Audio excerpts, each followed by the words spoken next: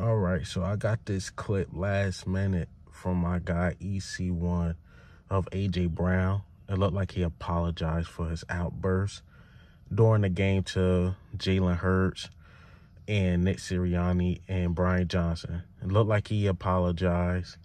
People got to let this go, man. People got to let this go. And I commend the guy who apologized for his mistakes. So the Eagles, as the clip you see is playing, he tapping his chest and he doing the chirping.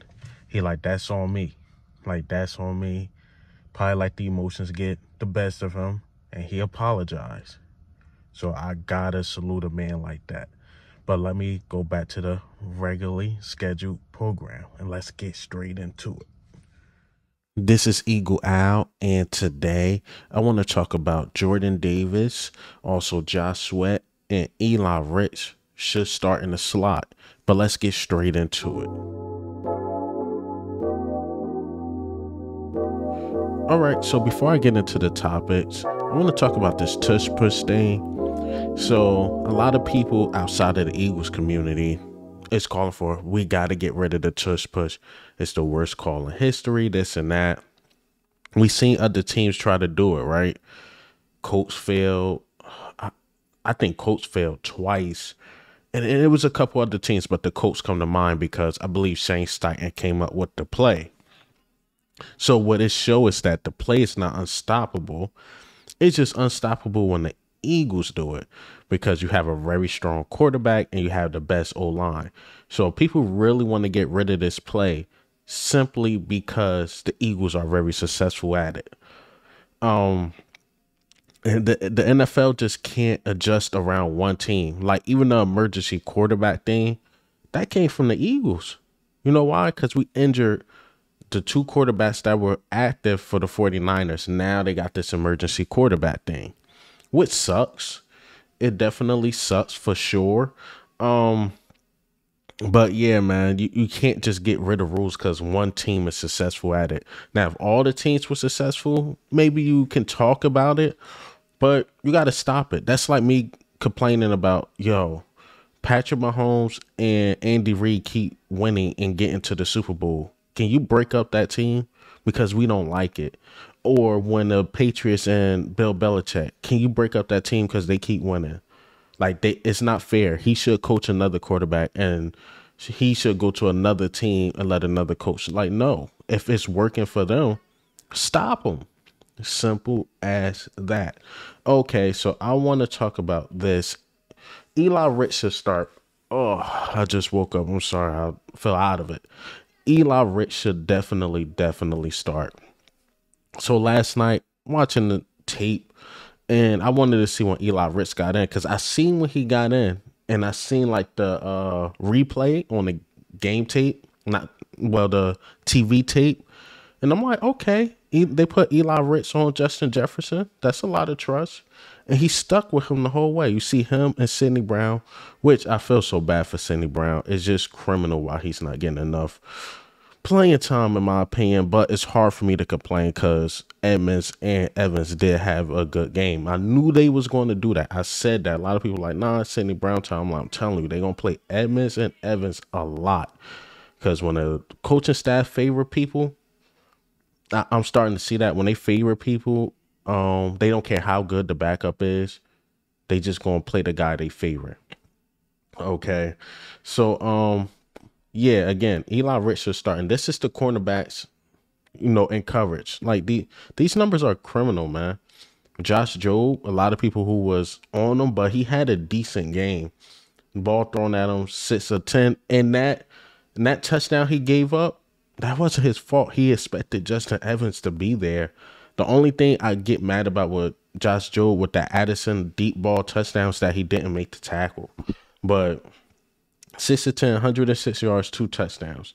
Darius Slay, 7 of 9, 88 yards, no touchdowns. And Mario Goodrich was 6 of 6, 60 yards and touchdowns. So literally every time the ball was thrown Mario Goodrich's way, it was caught. And this is no knock on Mario Goodrich. Honestly, I thought he had a decent game. I didn't know the numbers were that bad till they came out, but I thought he had a decent game. But I just believe Eli Rich is just simply better. And it's the same thing you guys was trying to tell me about Kenny G and Swift. Y'all like Kenny G is not a bad running back. He's just not better than Swift. Same thing. I like Josh Jobe. I like Mario Goodrich. They're not bad corners. They decent. They okay. But I just think Eli Ricks is better. And the only reason why he's not getting a call right now is simply because he's a rookie. And I don't like that the Eagles do that to rookies. This is a whole new coordinating staff, and they doing this to rookies. Sidney Brown is better than those dudes on Evans and Edmonds. Eli Ricks is better than Mario Goodrich and Josh Jobe. We lost 2 slots. We damn near, we might as well say, unless we make a trade, we don't have any slot corners. So you got to go to the drawing board. Who are your best corners just in general? Who had the better preseasons? Who did you trust to guard Michael Pittman during the preseason? You trust Eli Ricks. I'm telling you, you got to get Eli Ricks to start. You got to get him the playing time. He's simply better than the available corners right now. Bradbury will be back. I'm happy about that. Darius Slay, he's good. But that slot is a open book. McPherson, before the season started, out. Now Avonte Maddox is out. You got to give Eli Ricks a shot. Please just don't give it to Joe because he's been here for a while. And again, he had a decent game. Just don't give it to him just because. Don't give it to Mario Goodrich just because. Let them really battle it out. And if you do that, I'm putting my money on Ricks. I will put my money on Ricks. You got to give him the shot at slot. I think his time is now. Again, it's criminal how they treating these rookies, man. It is criminal. I mean, the only rookie that's getting love is Jalen Carter. Nolan Smith is a first-round pick. Why is he getting like 2-3 snaps a game? I actually want to change this topic. Why are the Eagles doing the rookies like this? Why is Derek Barnett getting more snaps than Nolan Smith? That makes absolutely no sense. No sense. Nolan Smith is way better than Derek Barnett. What do the Eagles see in Derek Barnett? I don't get it. And this is no knock on Derek Barnett. I just think Nolan Smith is better. Now, I actually think they're doing this to Derek Barnett to, coddle his feelings? Seriously? We coddling feelings now? All right, let's get into the next topic, man. Just get into it. Jordan Davis is playing lights out. A lot of people will say this is another thing I'm wrong about Jordan Davis. Again, I will explain this until my face is blue, and I'm a black man, so that will be a long time before my face turned blue. Look, Jordan Davis is very good. He's very good. I mean, numbers is through the roof. He's getting sacks. I think he has 1.5 now. He's getting pressure. He's doing this thing. He is doing his thing, and I can't get mad at that. He's looking like the best pass rusher on the team, which sounds crazy, but he is taking advantage of the one-on-ones, and I even think us drafting Jalen Carter pushed him to another level. But look, I still like Milton Williams, man. No, I'm not related to Milton Williams or anything like that. I really like Milton Williams. Do that mean that I think Jordan Davis is bad? No. Jordan Davis is very good. Very, very good.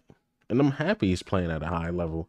And I'm happy he's developing with his handwork and getting after the quarterback, because unlike Jordan Davis' speed and how athletic he is, you don't want him just as a run stopper. You want him to get the quarterback too. We're in the passing league. He's showing he can do that, but Milton Williams can do it too. It's just simple as that. But I'm going to go ahead and let Baldy explain the breakdown of Jordan Davis and how good he's been. Watching Jordan Davis take the next step. You brace for the power. Here comes the swim. All right, that's good quickness right there on Ezra Cleveland. A solid guard in this league. Swim. Now, Kirk Cousins has to make an executive decision. And then he just has rare power, like size and power. Here it is. Like, you watch this, he just knocks everybody down. It's like bowling for dollars with Jordan Davis. Like, everybody just goes down. Like the bull in the china shop, right? There it is. That's a good feeling. Just crushing the whole line of the Minnesota Vikings. Taking the next. All right, so you see Baldy's breakdown. Baldy is correct, man. Jordan Davis, he's playing at a high level. I give him that. He's playing at a high level. And you got to salute a man that's playing at a high level. Because at the end of the day, I'm still an Eagles fan. I want to see my team win. I want to see dudes succeed. So when I say I believe this guy is over this guy, that don't mean I'm hating on the player. It's just, you know, I just think at the time that player is better. Could I be wrong sometimes? Yeah. Could I be right sometimes? Yeah. So, again, man, Jordan Davis, keep playing at a high level. Keep doing your thing. Yeah, you got a lot of people eating their words, including me. I didn't know that Jordan Davis will be able to develop to get after the quarterback like that. I just thought he would be a very good run stopper, but he's showing his versatility. All right, and lastly, Josh Sweat. Josh Sweat been balling out his mind. He's been holding it down while Hassan Reddick going what he's going through. Maybe it's the thumb injury. Maybe Hassan Reddick's not 100%. But Josh Sweat been holding it down. I mean, look at the numbers just against the Vikings, man. 92.6 pass rush grade, 8 pressures, a sack, and the pressure percentage was 26.7%. You seen that picture, man. That looked like a dead body, the way Josh Sweat laid that man. Josh Sweat, man, I just had to, you know, make a quick segment about him because I got to salute when guys are playing at a high level, man. High level. Josh Sweat, Jalen Carter, who is not getting enough love this game, Jalen Carter, but that double team, and I meant to say this, that double team on Jalen Carter opened up a lot of plays that Jordan Davis can make. So I believe probably next game, the Bucks probably going to try to double team Jordan Davis, and then Jalen Carter is going to get after the quarterback. I'm telling you, this defensive tackles are really hard to stop. Then you got to deal with Fletcher Cox and Milton Williams. So, yeah, man, this defensive tackles are looking good. Edges are looking good. And if Hassan Reddick get what he can get through, or whatever is going through with him, whatever he's going through, this defensive line is going to be unstoppable. Unstoppable. But again, Josh Sweat, like he said last year, I believe he was snubbed. I think he was a Pro Bowl alternate last year, but he didn't technically make it. Josh Sweat's like, nah, I'm one of them ones. And I said, don't be surprised, man. If he have the most sacks this year and Hassan Reddick come number 2, and then it's going to be everybody else. Josh Sweat balling out his mind. Balling out his mind. But hey, man, what do you think and how do you feel about Josh Sweat? What do you feel about the rookies? Let me just say the rookies. How the Eagles are treating the rookies. And Jordan Davis balling out his mind. But this is Eagle Al. I'm